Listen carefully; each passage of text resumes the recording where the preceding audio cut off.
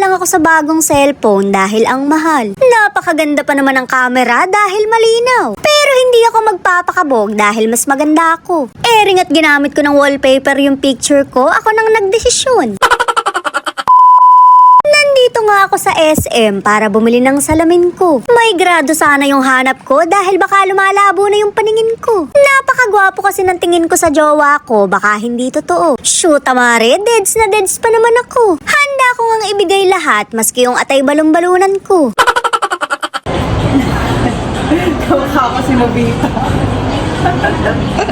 Si Nobita, hayop ka. Ring at magsusukat pa ako dahil hindi bumagay sa akin. Kamukha mo si Taguro. Wala ko yun. Si Taguro. Kamukha ko si Taguro. Hanapin mo yung kapatid mo lagi nasa likod mo. Sa sobrang lapad nga ng mukha ko, wala man lang bumagay sa akin. Kaya naman lumipat na lang ako sa bilihan ng cellphone. Dito mare, sure nang kakasya yung pagmumukha ko. Hindi nga lang kasya yung budget dahil 2,000 ang presyo. Sasali muna ako ng paluwagan kahit masikip ako.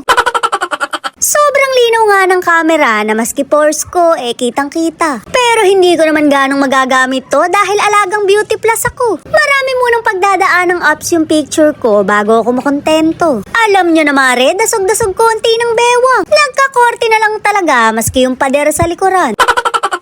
Nilagay ko na nga yung mukha ko kaya sa malamang masold out to. Ayaw mo pa ba mare? Ako na to. Napakaganda na ng wallpaper nyo, may pangontra pa kayo sa usog. Ako na nagkusang maglagay ng picture ko dahil pala desisyon ako.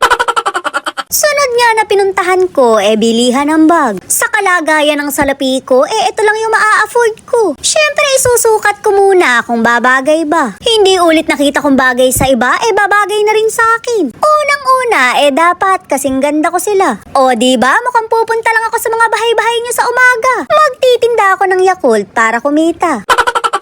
Wala man akong nabili, may nabili naman yung jowa ko. Bagong wallet mare, mukhang papalitan na yung luma. Nakita nyo naman ang pag-iitsura, mukhang naghihingalo na. Pag nakita to ng hold-upper, baka kaawaan pa. Ako na nga rin ang naglipat ng mga salapi niya. Kaso mare, pinagbabalik ulit sa luma. Para sa akin daw talaga to dahil hindi ako marunong mag-wallet. Puro kasi sa bewang nakalagay, kundi man sabra. Nakasanayan ko na lang talaga dahil hindi naman palaging may pera. At least mare, palagi namang may ganda.